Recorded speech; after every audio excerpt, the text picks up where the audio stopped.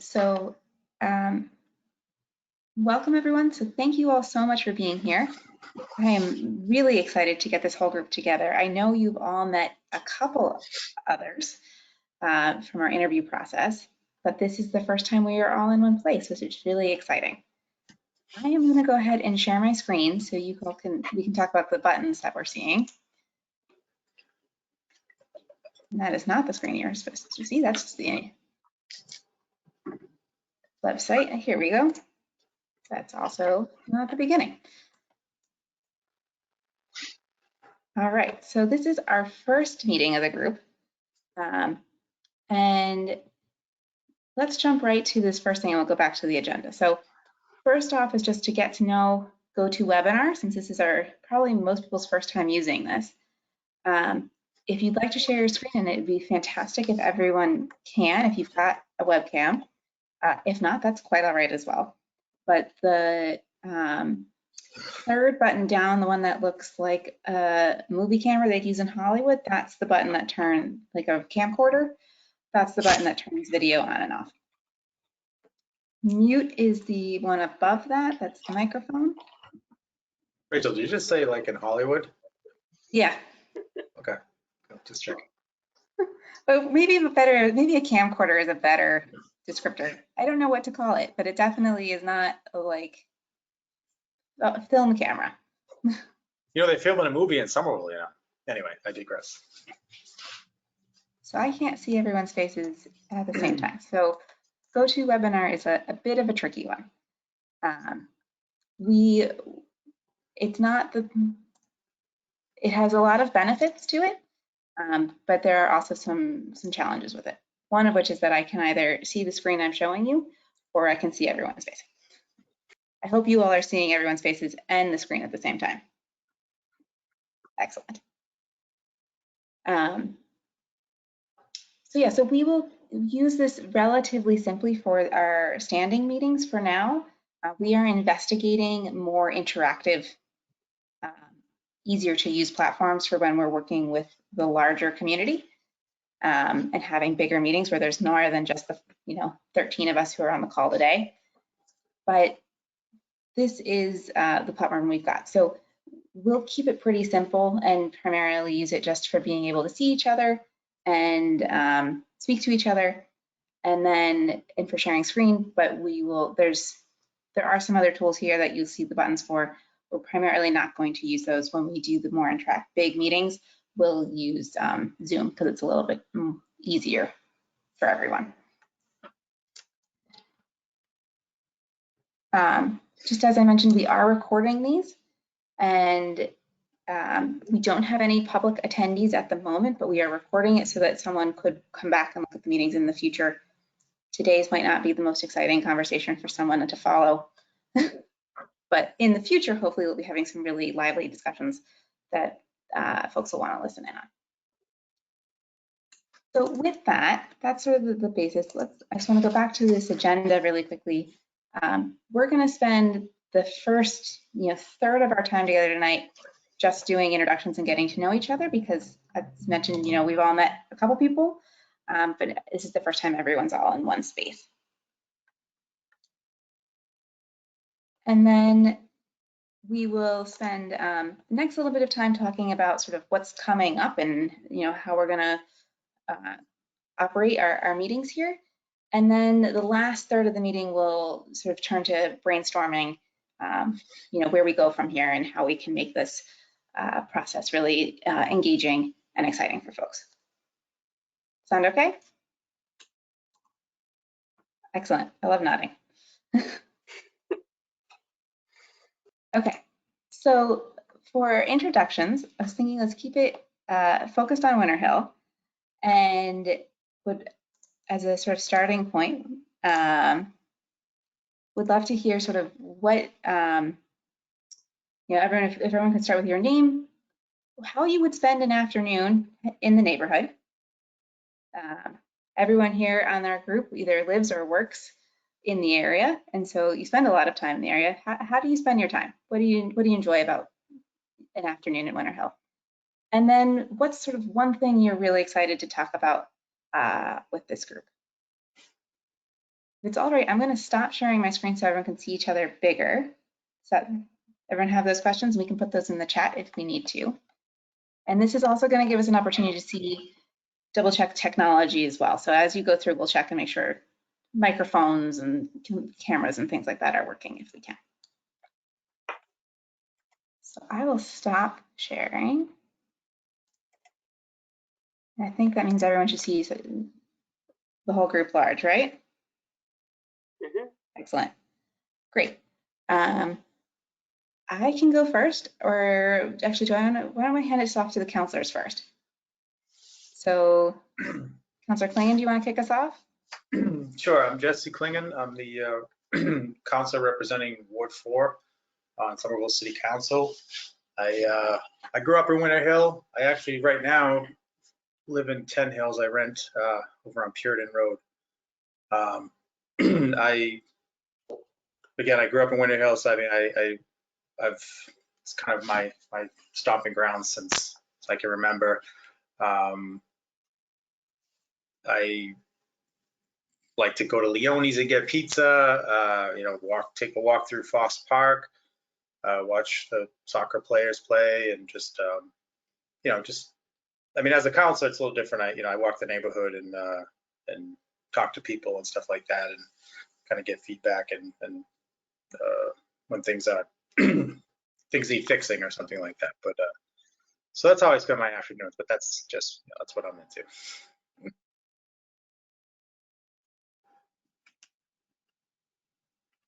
And what's one thing you're interested in talking about with the group? Oh, with the group. So yeah, just how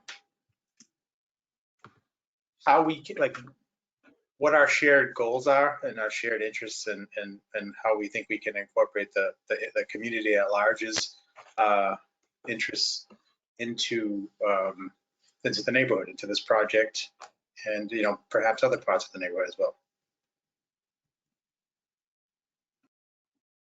Councilor Wilson, do you want to go next? Absolutely. Thank you. I'm Jake Wilson. I'm your city councilor at large. I've been a Winter Hill resident for 18 years now. I live with my family on Jake Street, and my daughters attend the Healy School. Like my colleague on the council, do a lot of those same things. Where my kids enjoy playgrounds in the area. I worked really hard to, along with Councilor Klingon, who was a big advocate, to make the Healy School schoolyard project happen, and it's already paying off. Part of that's open, so my kids love that. And then yeah, Foss Park. I ran Somerville Youth Soccer for 3 years, and so the soccer field there was a big thing that we fought for there as well. So I'm excited as my kids get to the age where they get to play on that field, that we can walk down Jake Street to Foss Park and play on it. Like my colleague, I'm a big fan of Leone's. I actually created the Leone's Facebook page that I keep trying to give the owners, and they don't want anything to do with it. So I keep getting inquiries from members of the public about problems or questions they have. Yeah,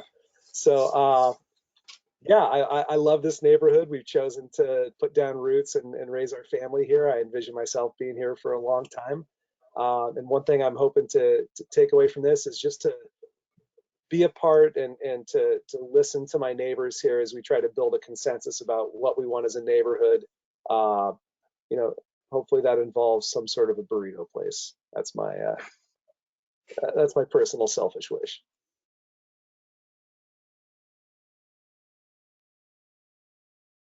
And do you want to pass it off to somebody, and then we'll keep it rolling from there? And I also want to forget Michelle, who doesn't have a camera. So, well, then can I nominate Michelle to go next then? Sure, Michelle, do you want to give us a try and make sure we can see? Let's see if you can hear you.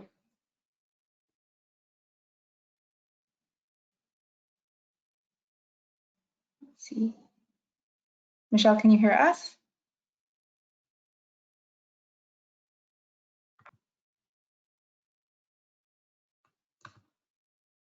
And make sure we're not causing you to be muted.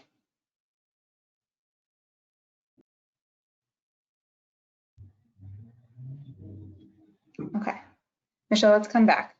All right, if Michelle's not available, can I nominate my friend and force of nature, Denise Lowers, to go next?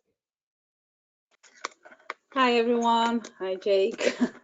Thank you. My name is Denise. I've been living in Winter Hill, right down on Temple Street with Mystic Avenue for the past 15 years. Yes, 15 years now.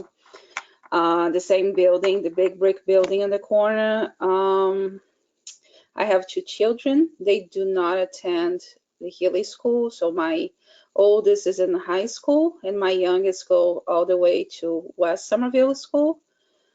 The way I spend my afternoons depends on the day.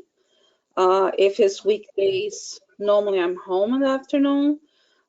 Weekends, Saturdays, I'm usually out on the fields, especially if it's spring through fall, with soccer, involved with soccer or baseball. My son plays a lot of sports.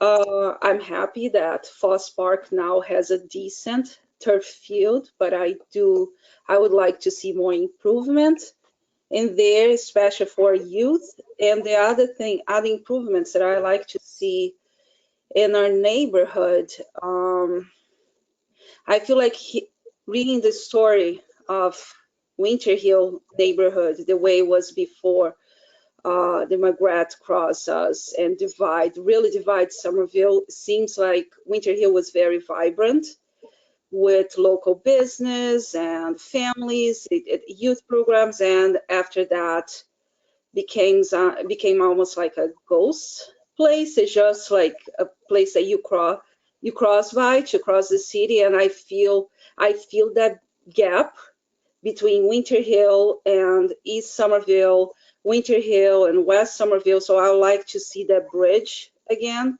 to connect the communities instead of being divided. So that would be my my suggestion for improvements in the neighborhood.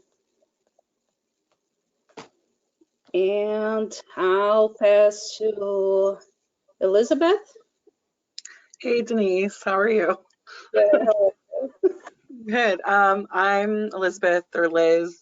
I've been living here for 2 years now, and I work at Winter Hill Brewing Company, and I've been working there for about a year now. A typical, like, my afternoon in Winter Hill is spent like walking my dog. So I take her out.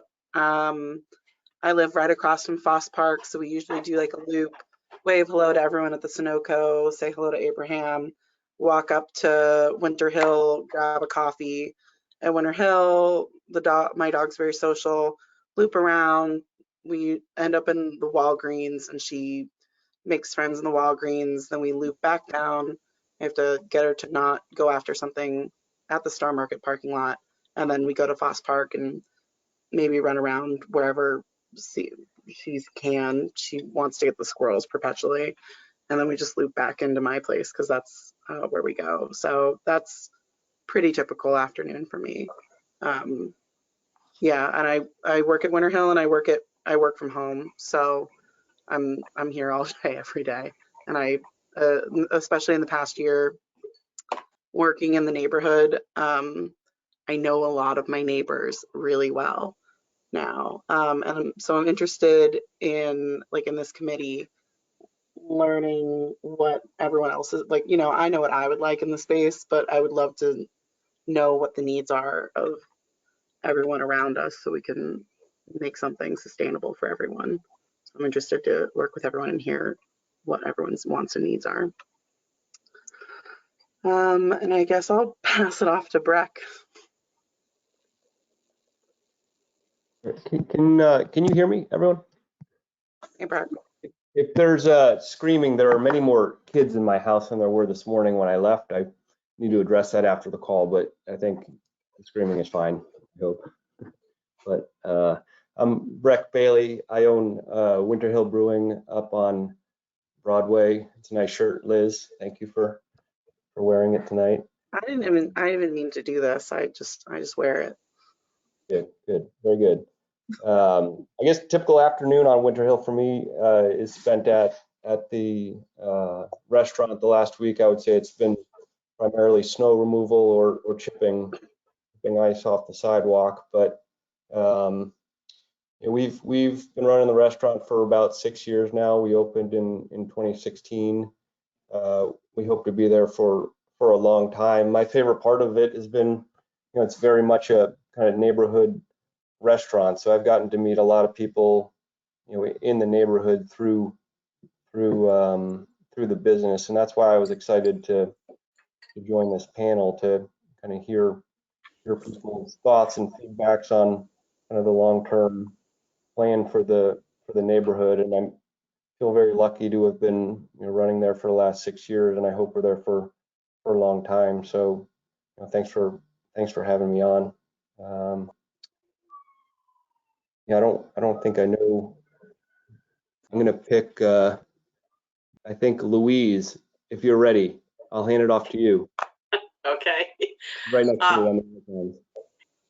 My name's Louise Coughlin, and I don't live in Somerville, but I'm the board of the Elizabeth Peabody School and or Elizabeth Peabody House, I should say.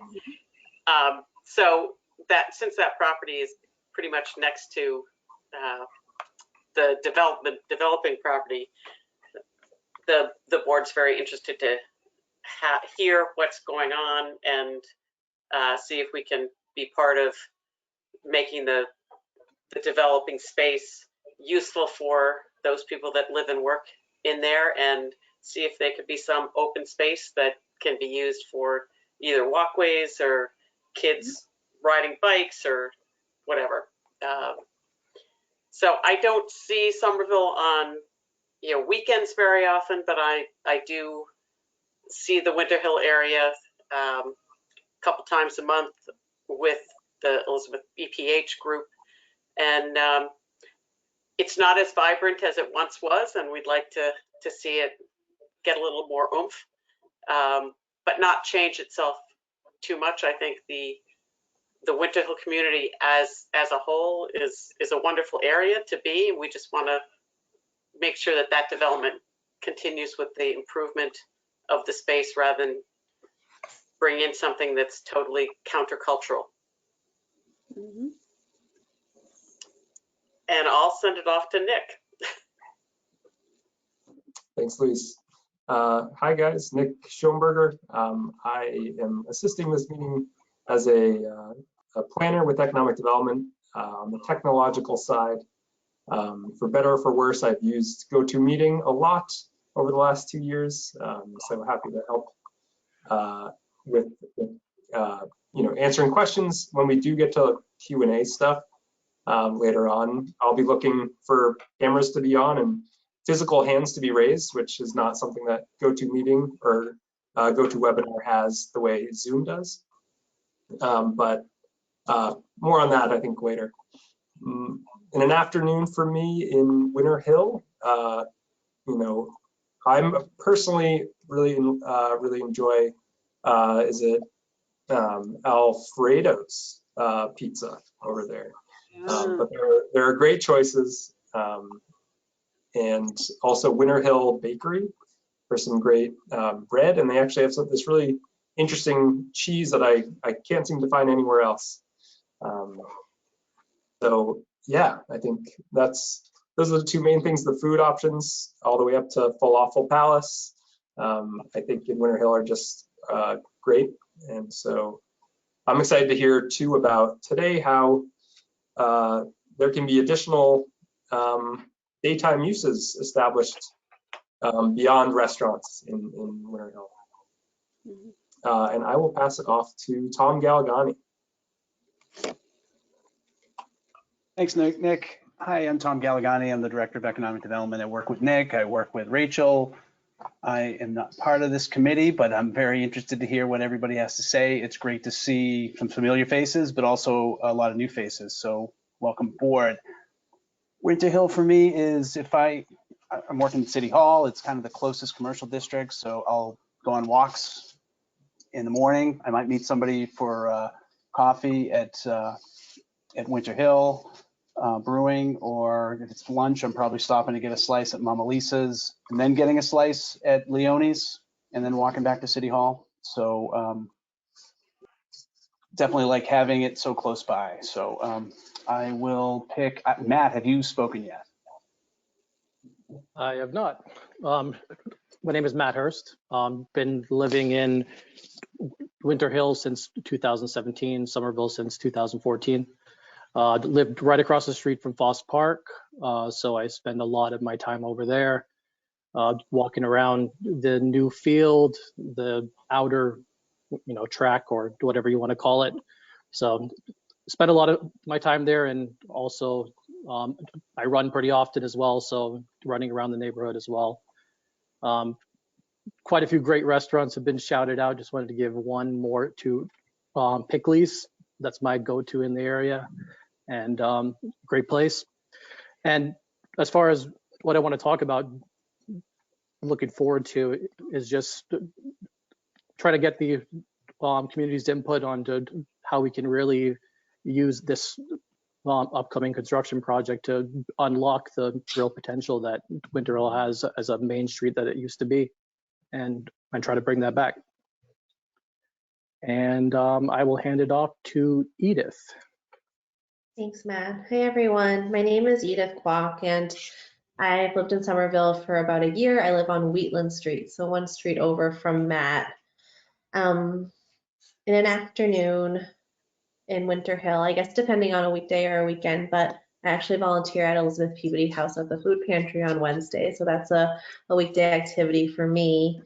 And if it was a weekend, similar to Elizabeth, I have a puppy, so we walk around Foss Park. I admire all of like the student athletes and like the adult fit people that do lots of sports. And then maybe like grab a coffee from Winter Hill Brewing, or maybe a slice of pizza, depending on what I'm up to. I'm a big fan of Mama Lisa's. And what I'm hoping to talk with the group about is just hearing more about what the community needs in this space, and also focusing on having local businesses there, and just like getting to know everyone better as well. I'm gonna hand it over to Andrea.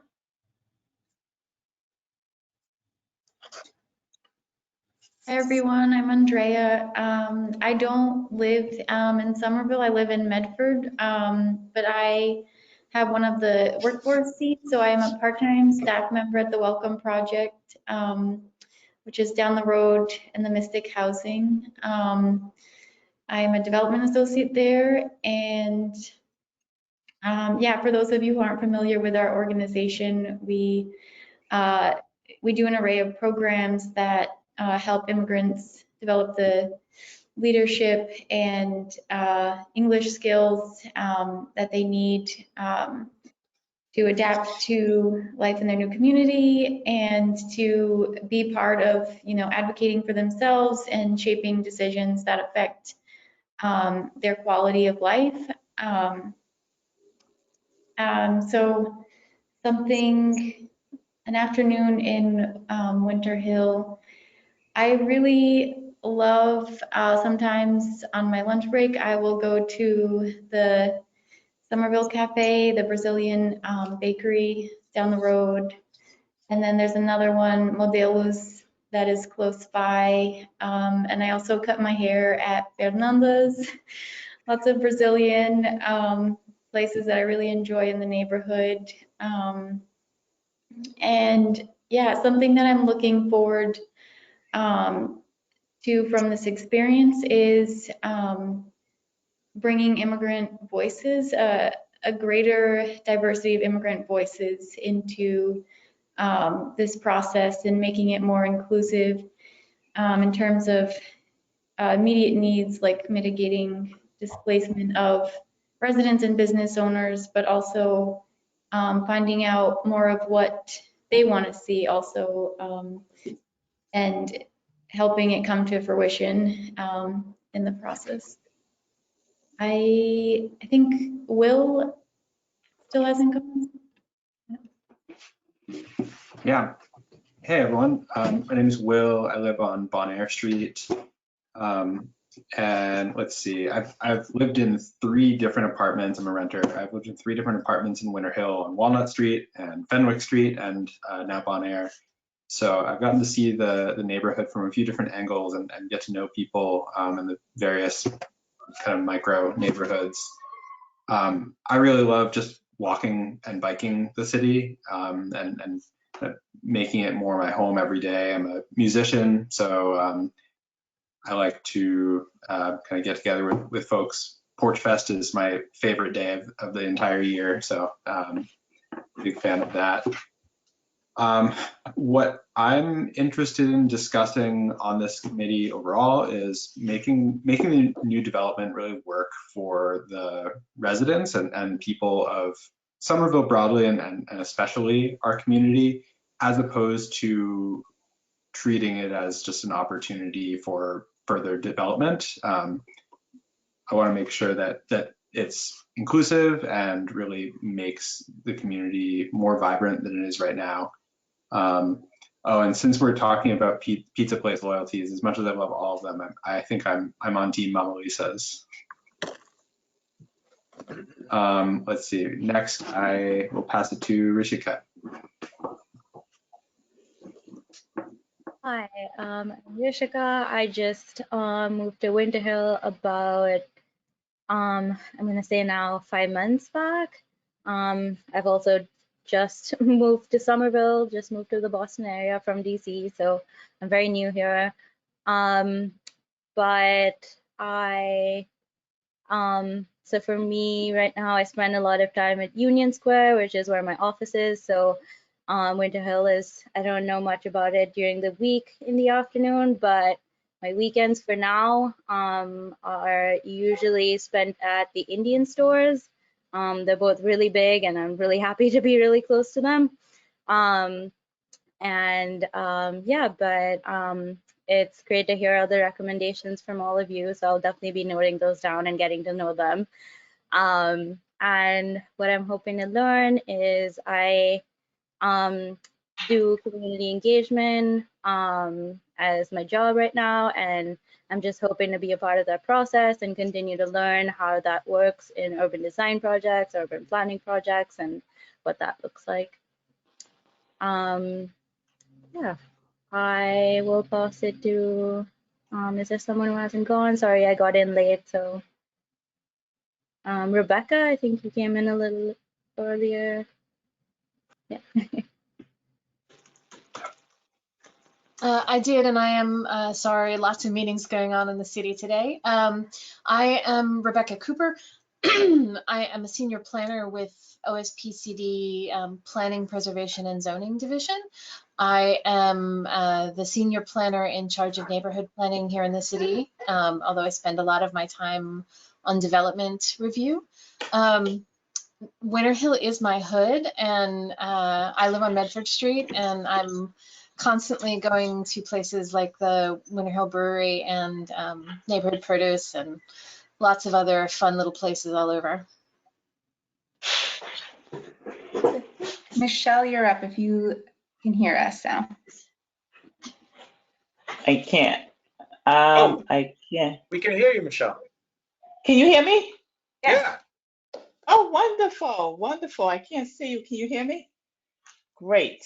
So my name is Michelle. I'm trying to log onto my computer at home. I apologize for all this. My name is Michelle Thompson, and the reason why I joined the group, first of all, name is Michelle.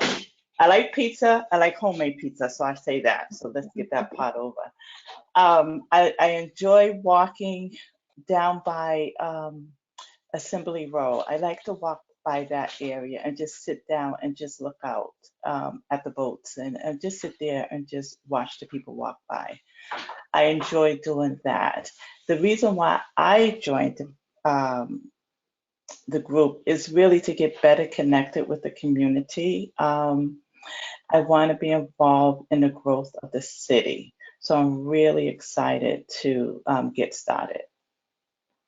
And so that's why I'm here. Wonderful. I'm glad that worked out with the phone, that we could hear you. I don't know how it happened, but I'm glad you can hear me. I think that is everyone. I can go last. So I'm Rachel Ned-Carney. I work in economic development, and I'll be the staff, primary staff liaison, along with Nick and Rebecca and Tom helping out often, and we'll pull in others as well. I do not live in Winter Hill, but I live not that far away on Highland Ave. So I come to Winter Hill often on foot, and for me, it's that great exercise of going down and then up again, both directions. And I have to say, the smell of the bread at Winter Hill Bakery is pretty intoxicating in the afternoons. That's a pretty nice one. It's really so good glad. at like midnight when you get out of Winter Hill Brewing Company. They're baking then too. Oh wow, I did not know that one. That's a fun fact. So I'm really glad to have everyone here, and thank you all so much for sharing all of your favorite places. I now know I need to eat a lot more pizza in my days. So I am going to pull the screen back up, and we can transition into the sort of next phase of this, if that's all right. And we'll see how all this works. Let's see. You might all be seeing yourselves. Nope. Okay, perfect. So what we wanted to check in on in this next section is just some of the sort of basics of how we're going to operate as a little group in these next meetings. So the first thing, I have sort of three things I want to touch base on. One is that draft charter that we sent around. Make sure everyone is comfortable with how it's structured and see if there's consensus around it or if we need to make some edits before everyone's comfortable. I want to talk about the meeting schedule and make sure this time is going to work. And then talk also about the how we're going to structure these meetings in terms of when we take public comment. Today we don't have anybody in attendance, but hopefully in future, once we're doing more than introductions, we'll have some people who are coming to share their ideas. So first off on the charter, did everyone have a chance to take a look at that document? Awesome. I have sort of a summary on the screen. We can go through it if folks would like to do so. We can also skip over that if everyone is comfortable. Why don't we go through it briefly and we'll kind of breeze through this, and pause me, just shout if you've got a thought that needs to be discussed, okay? So the first section of the charter goes through sort of our purpose as a group. That we're going to be a forum in which neighborhood perspectives can be collected and shared. That it's the sort of objective of this group to really bring all voices to the table, and that we're going to be operating around consensus and making sure that we're presenting sort of the points where the neighborhood and what we're, everyone on this group feels agreement around, and then where there are places that we don't have agreement. And I think those are equally important to record for posterity so that we can say, everyone is in agreement that pizza is great. But at the same time, there might be that, half the group thinks that we should prioritize more pizza places in the new development, and the other half the group thinks we don't. So if there are those places where there is disagreement, sort of recognizing that there's disagreement and, agreeing that that's an important piece. It's an element we want to raise for those key groups that are going to have to make the hard decisions. So the SRA or the, maybe in the case of the pizza, that's the developer that's going to make that decision, but we want to be able to give them that advice that we recommend that they pursue pizza places to bring to the neighborhood, or we don't. Or we're split on the decision. Rachel, I have a question. Of course. On malware, I'll save it for later. Okay. Jump in though if you want to bring it up.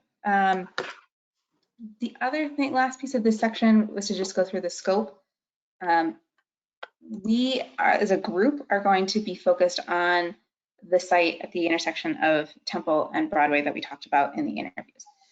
That means that we're going to keep our attention there, even if other projects come up. So it's likely in the course of the time it takes to get this project built that something else exciting is going to happen in the neighborhood. That would be wonderful. And of course, we would encourage everyone to engage with those topics, but as a meeting and as a group, we will focus just on this original site unless there's sort of a consensus of this group and the sort of founding document, the City Council and the SRA who created this group, that this body will take up that topic. So, if something happens in transportation, over on Mystic Ave, we'll sort of leave that aside for this particular group. Does that make sense?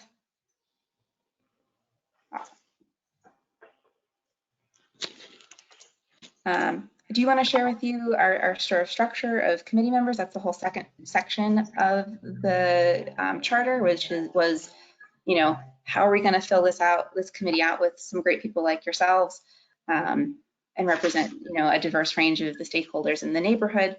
So this is the structure we've built. As you'll see, we have 2 open seats that we couldn't find folks that would fill or alternates that met the criteria. So if you're, as you're talking to folks, you find that someone who's a Spanish, comfortable as a Spanish speaking liaison or as a Haitian Creole speaking liaison is interested in joining us, we will definitely entertain the idea of adding them in to the committee. Similarly, we didn't find anyone, no one who applied met the category for youth or senior, and so we're really excited that we were able to bring in additional residents to fill those spots. We'll do an outreach to see if those people of those age groups want to join us in a year, but if not, hopefully Will and Edith will be able to keep you around and that you'll enjoy being with us.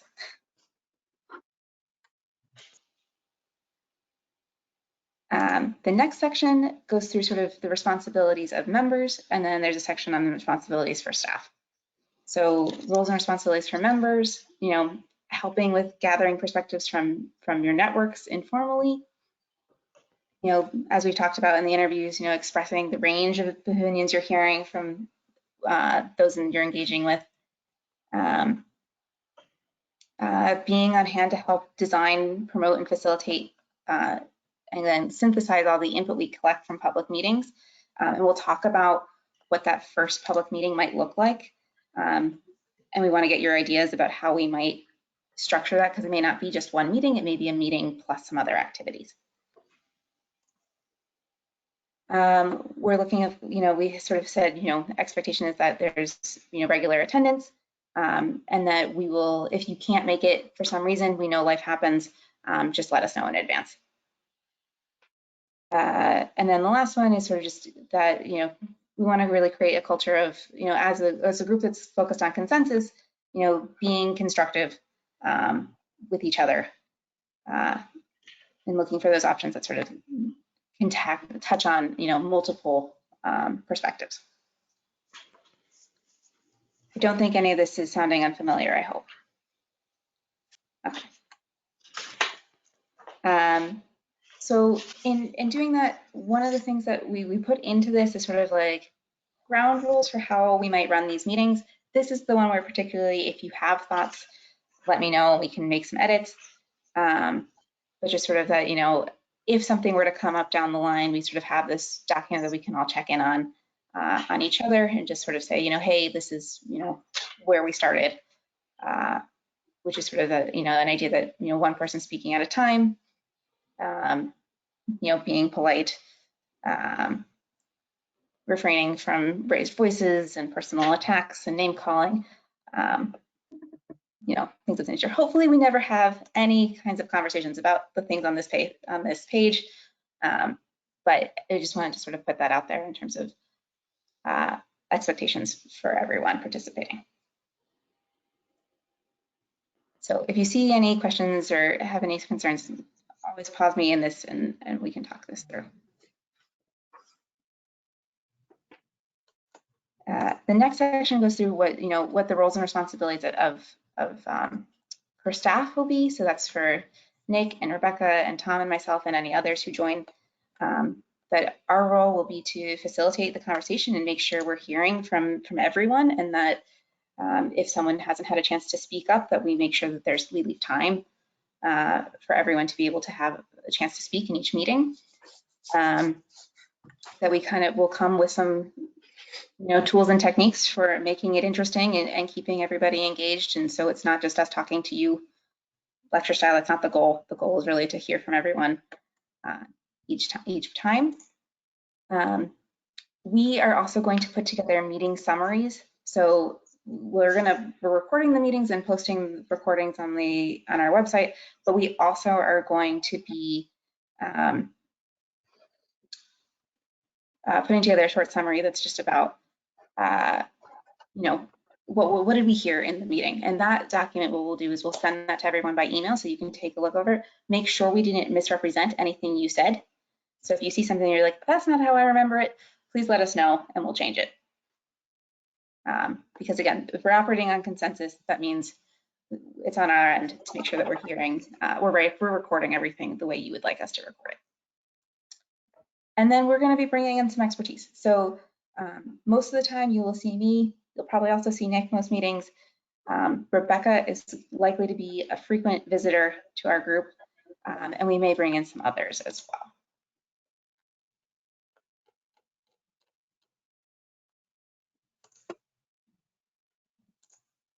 And then just on the last part, the last section of that document goes through some logistics, sort of how we structured this. So the idea being that we're going to meet monthly. We may not need to meet monthly down the line. Again, we're sort of envisioning that this group is following the project all the way through to construction. And so we may get to points where, not a lot is happening and maybe we meet once every other month, maybe we go to once every quarter. But we anticipate for now we're going to be once a month. We are going to keep these open to the public. We'll have, we've said right now is where, these meetings are held in English in terms of our group, but when we do go out to our larger public meetings, we are going to make every attempt we can to include interpretation with professionals. So for those of you who are serving in language liaisons and have additional languages beyond English, we'd love to, highlight your skills, but we don't want you to, we want to highlight your skills and sort of your ability to be able to do that on an informal basis as a member of the community, peer to peer.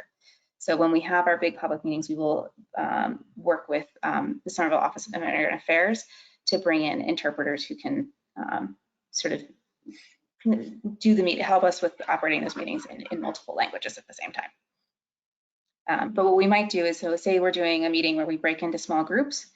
If there's a small group happening in a language that you speak, if you don't mind joining that group so that you can sort of note take and be that peer, providing the sort of background material, because the translator is not going to have the same background that you do as someone who's on this group.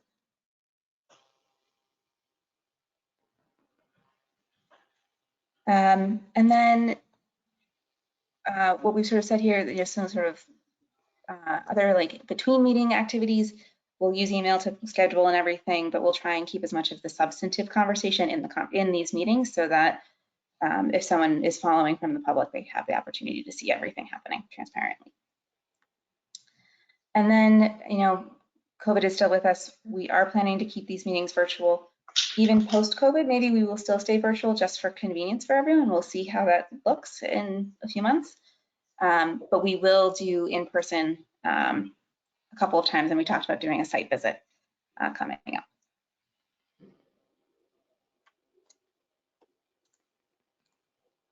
And so I just wanted to double check in with everyone. Does that sound okay? Anything in there seem off? Okay. Seeing lots of nodding. Okay, awesome. So we will turn that from draft to this is our charter. We didn't want to do that until we talked with everybody here and made sure there weren't things we needed to change. So awesome. That's a check off one thing on the list. The second logistics question I wanted to check in on is, does this time work for everyone? We had talked about we'd given everyone a few different options when we were scheduling at the beginning to see where preferences fell. The two counselors have a meeting that they have to go to at 7 on this night. So we moved it so that we will end at 7 and we will never go over is the plan.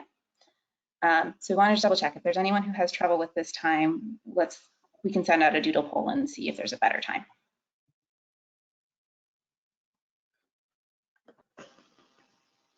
All right, so far so good. If things change in your schedule, let us know and we can do another check-in with the whole group and see if there's a better time as well. So the last question in this section I want to check in on is folks' preference on when we hear public comment. There are pros and cons to having public comment at the beginning of the night, end of the night, or just doing both is an option as well. But I wanted to sort of put this out to the group. If anyone has strong preferences at the beginning, we can start one way and change, but I'd love folks' thoughts.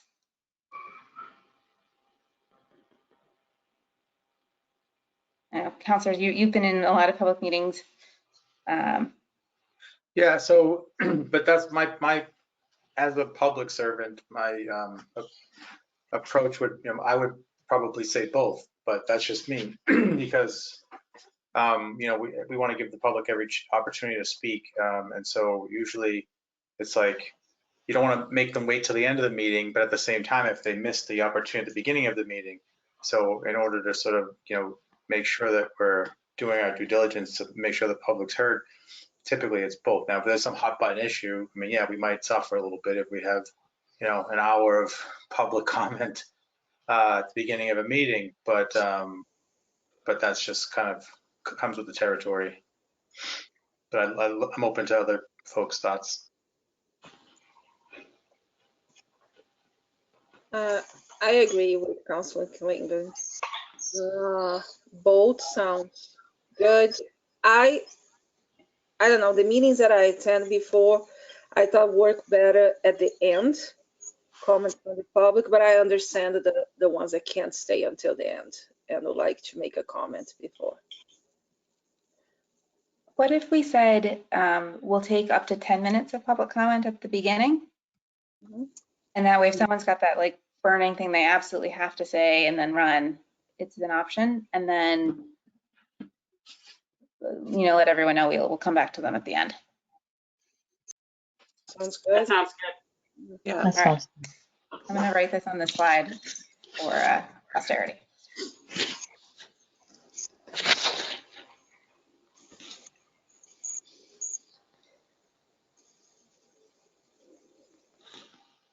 Great.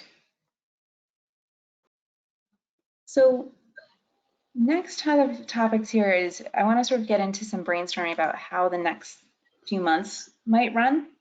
So I have a proposal and I want to sort of get reactions to it and then see if there's anything else that we need to consider. So this is sort of talking about, what are we going to talk about in the first meetings? Gosh, and it's my heat for a moment.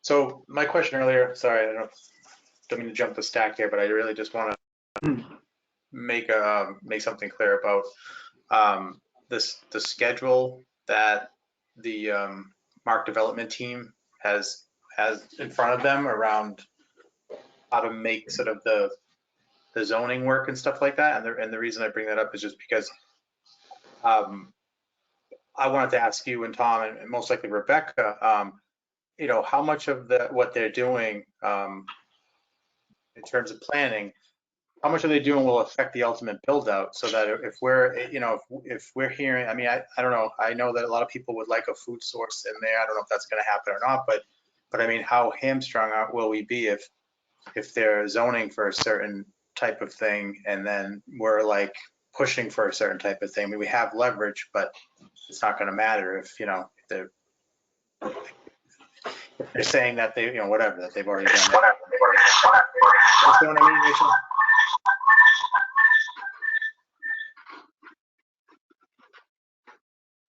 Yeah, so I think what we've laid out is a layout that, I'm going to jump to the schedule piece and then we'll come back to topic. So, because it's a good question, and let me see if can you see this well enough? Is that big enough to see? Okay.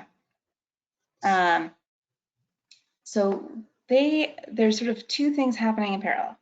One are our meetings, and one are the required meetings that Mark Development will have to go through for their project. And their process requires that they host a few neighborhood meetings. And the first neighborhood meeting that they are required to have will happen in 2 weeks. So it's a tricky piece because our scope area is bigger than theirs.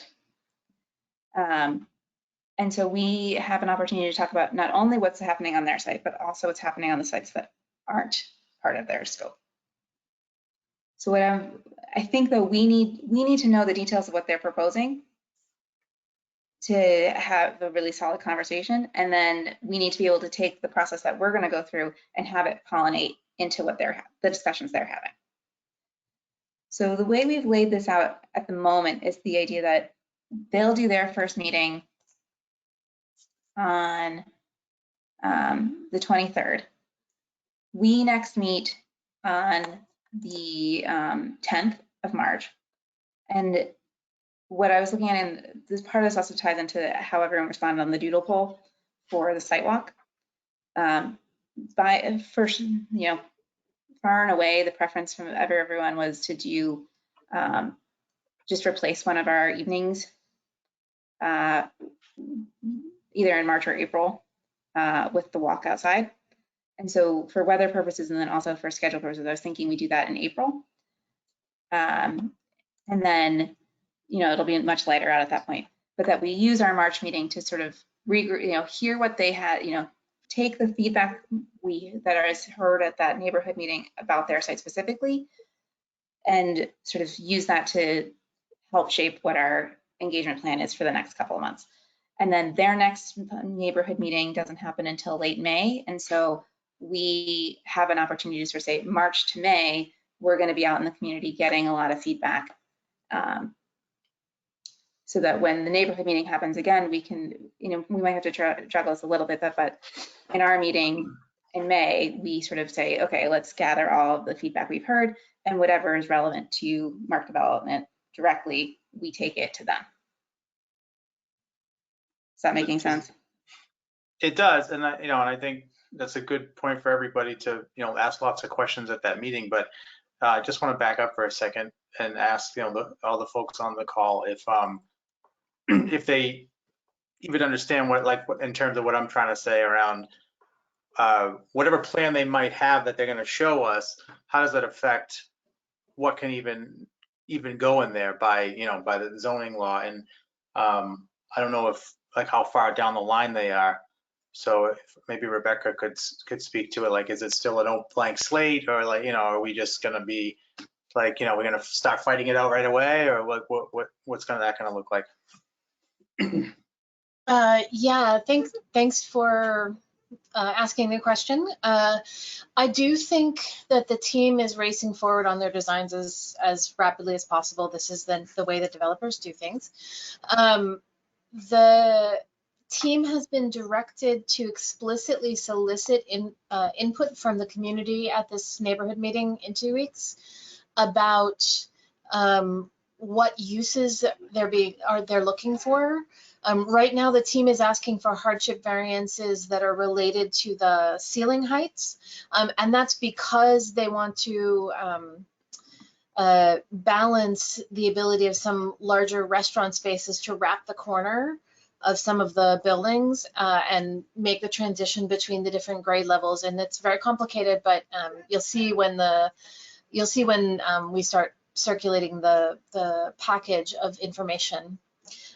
So I do think that the team has some ideas, and they are working with a tenant and consultant to investigate what is possible in that area. We have talked with them about making sure that there's a variety of spaces, from larger to even to small and very small spaces, to allow for a range of different kinds of businesses.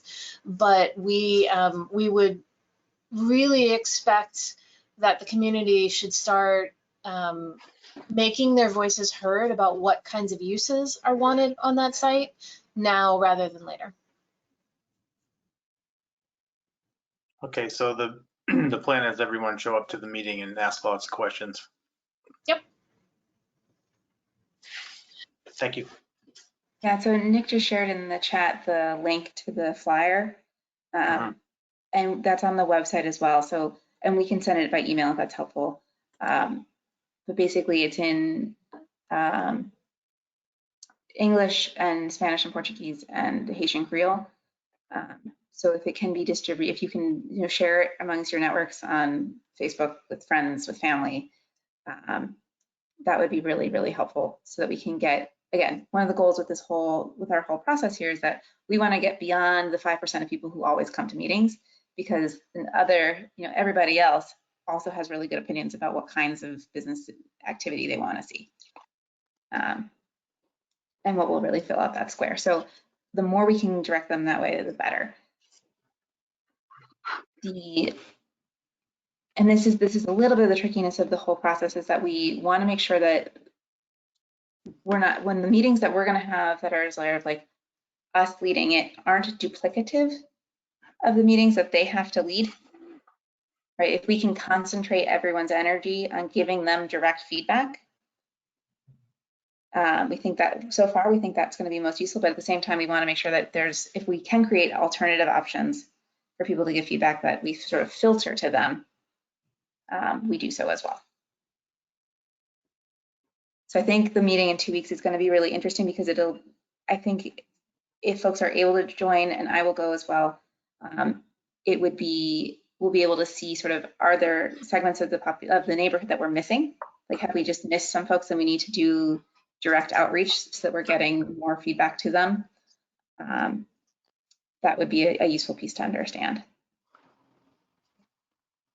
So this last time I'm going to talk, no, probably not, but I just want to back up and ask if everybody understands like where things are in this entire process, and what our role will be in this, since there is a private developer with this property under agreement. And the other thing I want to say was, since there's no hand raising, if you just, I don't know if everyone can find the chat box okay, but if you just put like a question mark in there or something, then Rachel can call on you. But I don't want, if people don't feel comfortable just blurting things out. So, but does anybody have any questions about where we are in the process in general, in terms of Winter Hill, the Star Market site as it's called, and what it means to have an urban renewal but not be necessarily pursuing a taking of the Star Market?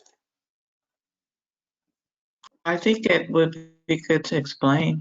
I know I went to one of the meetings that they had, but I haven't been to any, and it was the first meeting, so I don't know where they at right now. So it would be good to update us on it. Yeah, that's a great. I'll do my best, because I think I most speak layman speak. So the Star Market site's been abandoned for a very long time. When we talk about the Star Market site, we're talking about the former Star Market, as well as the 2 lower lots on Sewell Street, you can see there.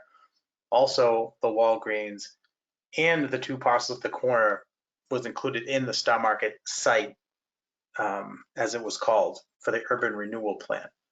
So we, through lots of community input, we decided to pursue an urban renewal plan, which means the city can take by eminent domain those properties for the public good, and develop this basically eyesore that's been sitting vacant for 12 or more years. What happened was, as soon as we heard back so that went through a process. It has to get approved by the city council, by the SRA, and then also the state of Massachusetts. When the state got back word to us that our renewal plan was approved, right around that same time, a private developer, was in talks with the owner of the Star Market site, or the Star Market building and Walgreens, everything minus the 2 parcels at the corner. We're in talks for making a sale of that and for them to develop it. So that's kind of like changed things a little bit in terms of our process, in terms of the city's process around urban renewal. But the city decided still to make short, not only because we have the 2 parcels at the corner there that still are in question. And when I say in question, I mean because they're part of the renewal plan. What happens to them is going to come through conversations. but additionally, the deal itself could fall apart. So our role is going to be needed no matter what happens. But as it is now, the private developer is moving forward with a plan which the community has seen in a few meetings, and that the community is fairly fond of, it likes. It's so far so good type of thing. So basically, the city's not pursuing taking that, which was always a last resort anyway. We'd rather see a private developer do it, but the benefit we have now is the leverage of the renewal plan. It gives us leverage over, or if the deal falls apart, we can then pursue that, and then through that process come up with it. But for our purposes, since we didn't take it, we want to try to influence that developer as much as possible, push them as far as we can for community benefits, for the community's will and what they want to see happen there. Again, within some sort of reason, because there's always going to be a tug of war as to how much they can do within their ability, money wise or whatever, which we can call their bluff or we can do whatever. But ultimately, it's going to be we are going to sort of bring the community's voice to the table, because everyone can't make every meeting, and so that's why it's super important that we get to those meetings and we talk to as many people as possible, let as many people know what's going on, so that this process can be as transparent and inclusive as possible. Does anybody have any questions on that? 'Cause I know I probably didn't make them, some of it's probably a little, sorry. Michelle, did that come through to you okay, even though you're on the phone? Yeah, it came through really good. Yeah. Okay. Okay.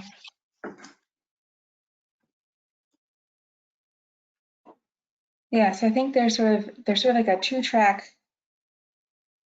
there's sort of two pathways that we need to be pursuing at the same time. And one of them is, Councilor Clean, what you're mentioning is what uses do people really want to see in the whole site, right? Because that will influence the design of the final project in the pink area. And then the other question that we need to be pursuing is, what do we want to see happen with the corner? Because the city does still have the possibility of taking the two corner parcels by your eminent domain and seeing to that there be redevelopment there. So there have been a few different ideas that we've just been thinking about a little bit, like, is there, do those buildings need to be, do we want to see those buildings be incorporated into the larger project, kept separately? Do we want to see those buildings be more housing? Do we want to see those buildings, do we want to see that site become an open space? Or do we want to just, say, that's okay, those two buildings stay as is? So And then just to add on to that, sorry, Rachel, but I like to just give context so that people, so those two parcels are two separate owners. And again, the possibilities are sort of multiple, like one or both of those parcel owners could make a deal with the developer at some point in this process. And then that becomes part of their project. And then we could let that happen, or we could, essentially it's on us at this point. It's part of our renewal plan. We could leave that alone and do absolutely nothing, or we can talk about those parcels and what's in them and what could be there. And those are hard discussions. I can tell you right now, I know the kid who runs the liquor store I've known for 35 years. So there's a lot going on there, but at the same time, wouldn't hurt if you took the bars off the window. So I'm prepared to have any discussion the community wants to have and take on this, because I'm here to help fulfill the community's will. So there is that part of the process with those two parcels. I agree, and just about those two buildings, the building in the corner, I think is an eyesore. However, I don't want to see the Winter Hill Liquor Store and the Brazilian Times being displaced. I feel like they both been there for decades, and yeah, but I don't know how can be incorporated and keep them there as well. So part of the process is going to be to go out and talk to people and kind of try to get some sort of consensus or. Mm-hmm. So the way this will work, if the city decides to pursue taking the property to create a new building, there's two things that could happen, right? There's sort of three things that could happen, right? One is we say, leave the buildings as they are. Another option would be to say, we are interested in taking the property and redeveloping it into new property, into something new. Mm-hmm. And the third option would be to say, we want to take those properties and turn it into an open space. If the case is that we're going to look at these buildings becoming a new building, what we would do is we would go through two steps. The first would be to find developers that we think we're willing to work with. And we want to say, okay, these are the types of things we're looking for in a development team we're willing to work with. We want to see that they have a track record of doing projects where they find the tenants a new place in the neighborhood or in the same building. We want to see that they have a track record of working with the community. We want to see that they have a track record of complex projects like this. Step two would be to say, these are our criteria for what type of project we would want to see. And that list is going to say, you know, we're going to give priority. So we'll sort of create a short list of developers from that process and say, okay, these are the people we're ready to work with. With that short list of projects, what we would then say, of developers, we would say, okay, we want to see what you would do with this site meeting these criteria, or this prioritized list of criteria. So one of those criteria might say, you know, relocating any business or tenant or residential tenant in the new project.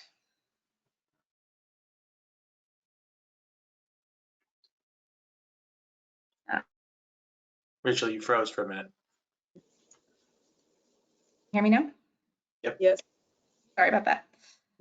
So one of the criteria might say, should tell us your plan for displacement, right? Or preventing displacement, so that if tenants want to stay, there's an option for them.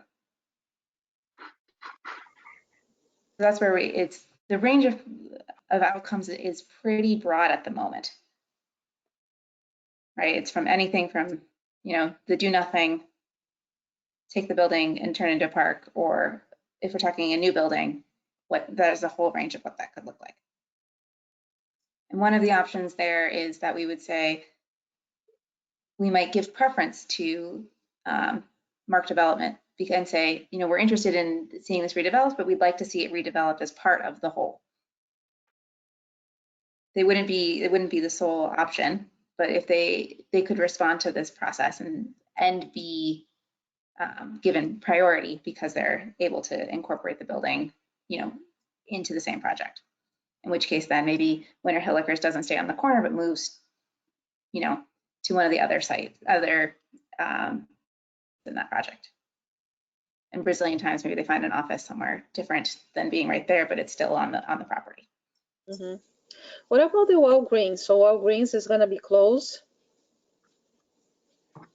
So the plan for Walgreens is that Walgreens will move back to its old location.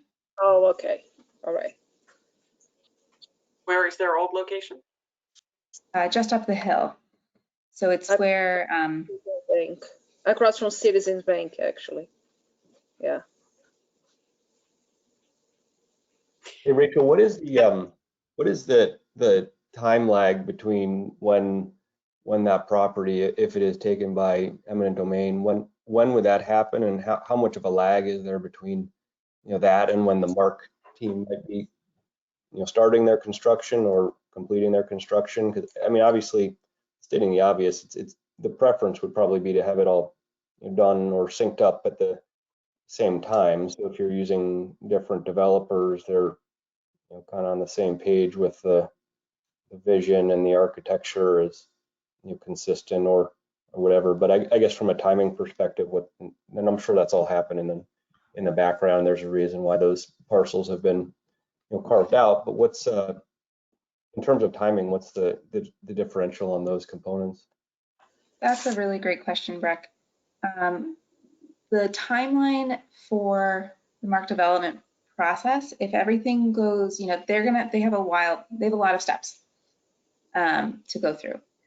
If all of their steps fall into place, they would be approved end of the year, end of 2022. That means they wouldn't start construction really until 2023. But if we were to want the corner property incorporated into their property, we would, in the ideal, they would have that information in like the June, July timeline at the latest. So they can at least be designing for it and then getting the approval separately. That works if the feedback from the group or the neighborhood is to have it a blank space or a park. It's probably easier as opposed to a to be determined standalone structure that they would not be constructing. Right. Yeah, and if the neighborhood said, maybe it should be a separate building, maybe it wants to be its own building, and maybe there's an interest in it being run by a nonprofit developer. That could be another criteria that we're looking at. Then that would again be a separate. It would be on an independent timeline. Mm-hmm. I think Louise, did you have? Were you? I had a question. Do we have to take both properties on the corner? Could we leave one and leave one as a business and one as open space? Is that up for discussion, or do we have to look at those both in the same manner? No, we don't. That's a good question. We could look at them independently. They are small when you start looking at them independently.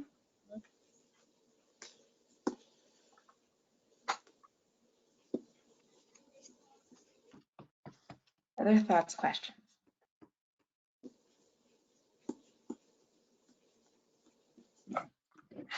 There's a lot here.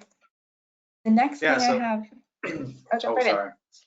No, I was just gonna say, I think the hardest part is sort of, trying to thread the needle between like what makes most sense for the area, but what is gonna, have the least negative impact, but also, take hold of an opportunity that we have in front of us. So like, these decisions and these conversations are not always the easiest. Certainly, like I said, for me, they're not. But then if you like, I sometimes imagine different things, and again, I have my own opinions and things, but for the most part, it's hard for me to say, what should go where. But I have ideas. Like I picture, like that. Say if that corner had like, I don't know, 2 floors like of retail, and like, so there was like the liquor store was up the stairs or something, and there was a floor. I'm just saying, like, again, I don't think that necessarily is ideal. I'm just saying the possibilities are, or it is an open space. But ultimately, it's like we have to make some sort of decision on, and even if that decision is leave it alone, but we have to make that decision together. And it may not be easy, but I think that's why we all stepped up to do this. So I appreciate it.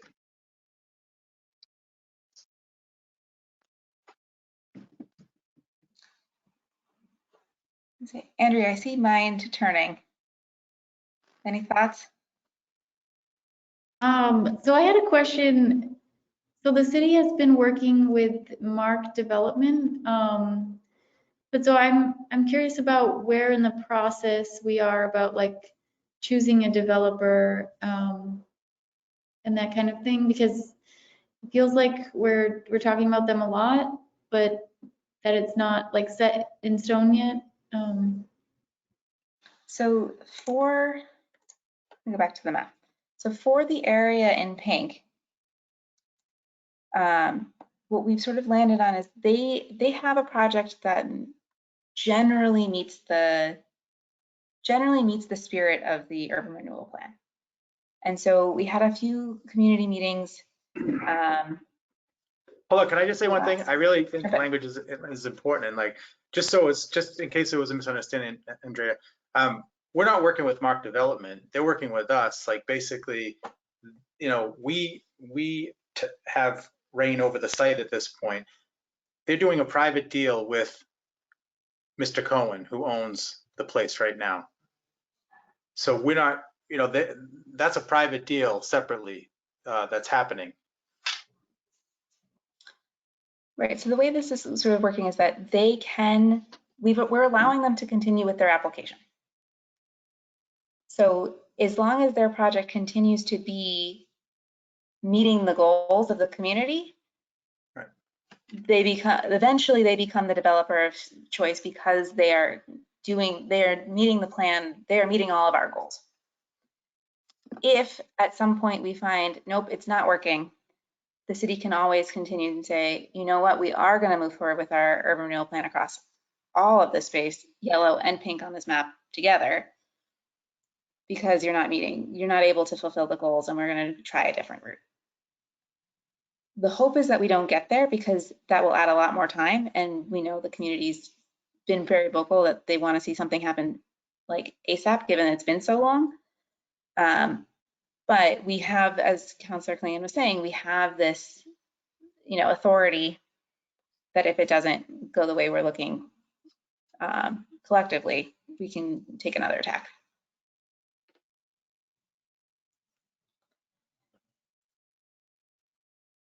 But to your point, I think that maybe the question came into play when Rachel did mention selecting a developer for the parcel that isn't under agreement right now, the two parcels that aren't under agreement right now, which is the yellow.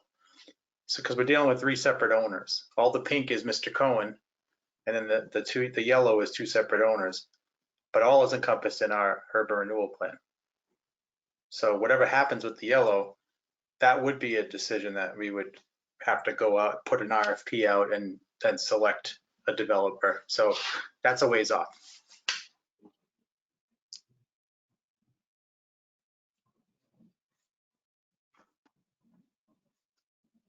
So Mark Development will stay the developer for the pink region unless they are not like meeting community needs. Is that right?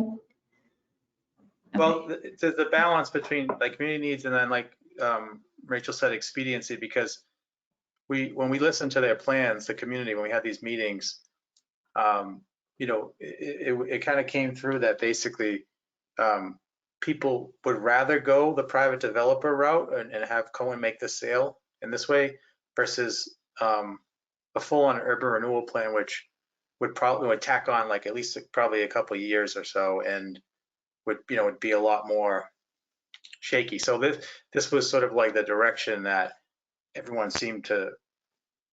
There wasn't any opposition to Mark Development's plan as it's been presented now, but you know, and then as they continue to cooperate with us and sort of like, again, within reason, you know, we can't say Mark Development, we want a soccer field on the roof of one of your buildings or something, like with a bubble on it.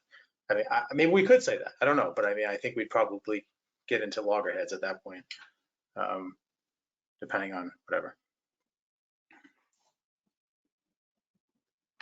Yeah, so I think what I'm hearing, and what I think where we're aiming is sort of in this next round of conversation with the community, we want to sort of, this is going to be explaining all this is going to be very complicated, right? Just as everyone here is sort of like trying to figure this all out. That we're trying to find a nice balance of making sure where they're sort of like, okay, we want the advice that is for the whole thing. And then there's the specific advice we want to know about this corner. And so what we've been sort of thinking about is that for in this sort of next phase, that primarily our focus is going to be on, or we're going to focus on both. I think we need to focus on both. I sort of came into this thinking, let's spend the next 4 months really thinking about the corner. But what I'm hearing is that we also need to have a simultaneous to that conversations with folks about what the use is across the whole site, what the priorities are. Because that way, that is giving Mark Development's team the information they need to go out and do their research and come back to the community in May with really thought out understanding of like, if what people want is realistic and can be is achievable, right? Like if they can make that happen for us, all the better, right? If what we all want, if what we hear from the community is that, you know, we want something that is, as Chelsea was saying, like as Councilor Clean was saying, like a domed soccer field, and they come back and say that isn't going to align. That's useful information as well, right? So we can sort of judge how important is that big ask to the community relative to working with the development team. So far, there's been a lot of alignment, I have to say. All the conversations we've had so far, I think we've been seeing that there is alignment, that people are looking for those small business spaces. And I think it's more into the details of, you know, can we get the burrito shop and can we get the, you know, the pizza place number 3 or 5. But I think those are the kinds of questions that if we can give them really good guidance on what people are looking for, they can do that due diligence and understand and help us understand also, you know, are there operators who are ready to come and provide those services that folks are looking for? Are there the dance teachers are there the cafe owners that they can attract to that site? I presume that we'll know more about the details of like construction and the plan, like the process for like the planning of all this when these decisions are made, because a lot of my concern is what goes on for the 18 months or 2 years of them actually building this and, you know, demoing buildings, you know, rodent control, traffic control, like walkability of the street. Like that's a big concern of mine. And so I'm presuming that will be wrapped up in these developers' plans, and we'll know about that as soon as possible, because I feel like I know everyone wants to look at the goal, and we should look at the goal, but I think everyone in this neighborhood is going to be extremely concerned with how the next 2 years, 3 years are going to play out of us with scaffolding and construction going on the street, affecting the businesses and our, you know, our daily life walking up and down Broadway, and traffic getting in and out. So if I could, Rachel, I'm sorry for just jumping in here, but I think it's useful to understand Mark Development has a sort of option to purchase the whole site. So they're interested in thinking about the site as a whole.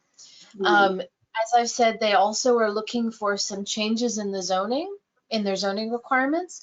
So they have to deal with those changes first, and those are going to have to do with how the street, how the sidewalk and the buildings interact.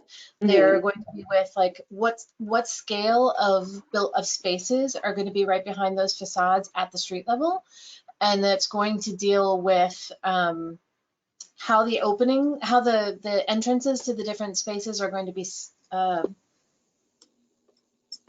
been a long day, I apologize.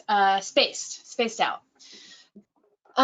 That process of getting that permission to deviate from the zoning is going to take them till about May.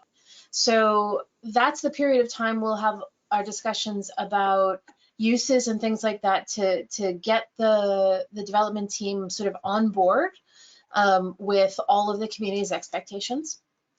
As a part of that process, the zoning board will take public testimony, and so it will be important for everyone who is concerned about this to either send your comments about what it is you think is important, or come and speak to the board in person. After that, in May, they will begin a process that will lead them to the planning board, and that's when they're going to talk about the buildings themselves and the uses that they're proposing. So that'll be the shapes of the building, the sizes of the building, the way that the facades are done. And the planning board is going to be very concerned with conditions for the mitigation of building those buildings. So those kinds of concerns, there's a whole package that will go together that's very standardized across the city for construction mitigation. It involves like reducing trash, controlling construction vehicles. We have a package that requires developers to submit for how a plan for how they're going to control for rodents. But the planning board can add conditions to deal with specific things that the community might be concerned with. So the concerns that you have, Elizabeth, are think about them now, make sure Mark Development understands what the concerns are. And then the closer we get to that planning board hearing, the more your attention should ramp up on that. Sure. How does the option to purchase the entire parcel work? And I assume the reason they're not currently moving forward with the entire parcel is the other owners are not interested in selling. Is there any reason to believe that they would change their mind as the eminent domain process moves forward, or is it just it's not going to happen? Or does Mark just want the parcel in pink and they're not interested in the corner? But thinking about it from construction, it would. My understanding is the domain process is a 5 or 10 year undertaking. Yeah, and I do want to just be kind of on time, but I'll answer your question first, recommend if it's all right to folks. We have someone who's listening in, and so I want to make sure we just give them a moment too if they do want to ask a question. But Breck, to answer your question on that one, so it could happen that the owners of the 2 corner lots get more excited about selling as this process ramps up.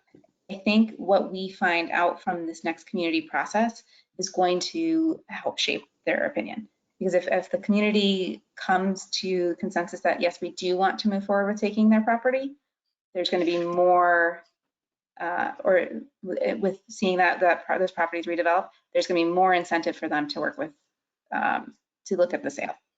If there's consensus among the community, it's like, no, that's okay, we'll just leave the properties at the corner as they are, then the pressure might feel a little bit lessened to sell. I see. Thank you. Yeah, Brett, we don't know what conversations are happening behind the scenes between Mark Development's legal team and those owners. I'm sure they probably are trying to engage them, but I couldn't say for definite. I don't know how hopeful it is that the corner liquor store spot is willing to sell. I just don't know.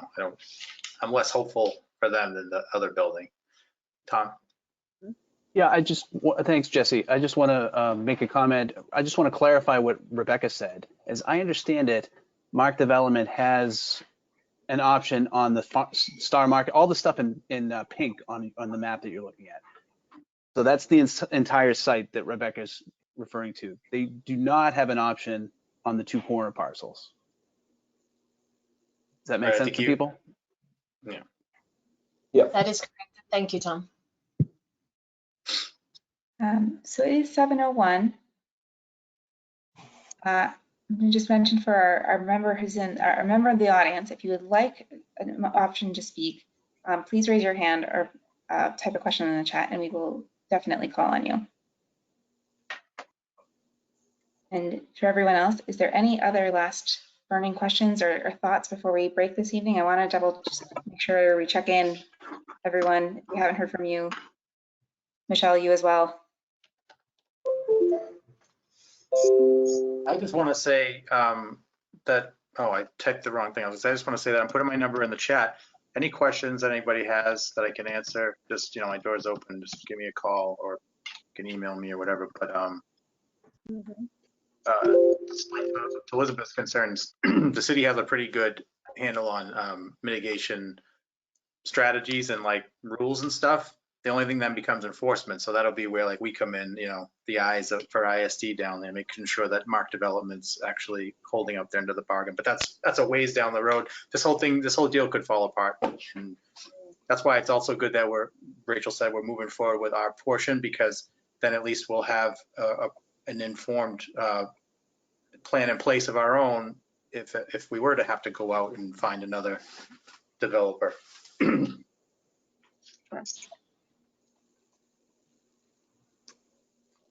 public comment?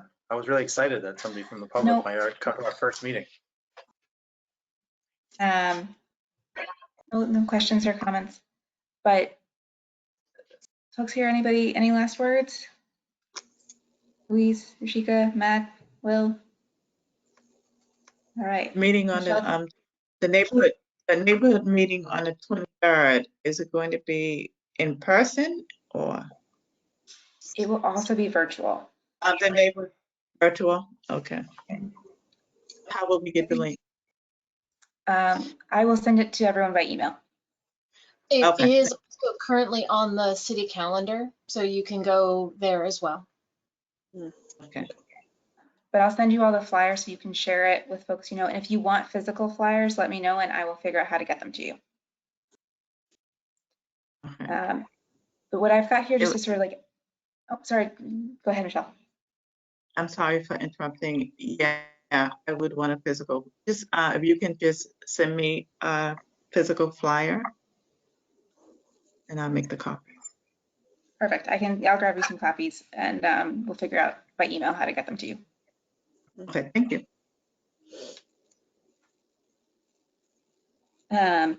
Great. So what I have here is sort of just action steps for you all and for me as well, is that in this next, until we meet again in March, there's the neighborhood meeting on the 23rd, if you can make it, and encourage everyone you know to go to that. And then be thinking a little bit about how we might engage people around these topics that we were talking about as well. So there's the topic of, what kind of uses do people want to see in this new site? And then thoughts on the corner, leave, build, go to an open space. And so next month, we'll spend our time really thinking about how we engage people and building out a plan. I'll come with a draft of an idea, and that way we can everyone can react to it and we can build from it. But I'll sort of build from what we've been talking about tonight. See, and what happens at that first neighborhood meeting on the 23rd as well. So we'll bring something for everyone to react to, because it can be a little easier to have a starting point than a blank piece of paper. And then I'll also have some notes from this, and we'll send that around too. And then if you see anything at all that you think we captured poorly, let us know and we will fix it. Awesome. Thank you all so much for being here tonight. Really appreciate it. Loved hearing everybody's favorite places in Winter Hill. I just want to say one thing. So Alfredo's used to be Primos, and basically between the three of them, Mona Lisa's, Primos, and Leone's, a lot of us neighborhood kids didn't really pick a favorite. It was just like, they were all, I mean, Leone's a Sicilian at Square, but Leone's and Primos and Mona Lisa's was the big sort of showdown, but they were both delicious. Primos? What is Primos? It's what it used to be. That's what the name used to be for many years of the place. Alfredo's. Yeah, Alfredo's. Middlesex sheriff for something, and then Alfredo's came in. Yeah. Jake is the one that introduced to my family the Alfredo's Kitchen pizza. They have a delicious buffalo chicken pizza. Yeah. Till next time. All right. Take care, folks. Thank you, everyone. Thanks, everyone. Guys, bye.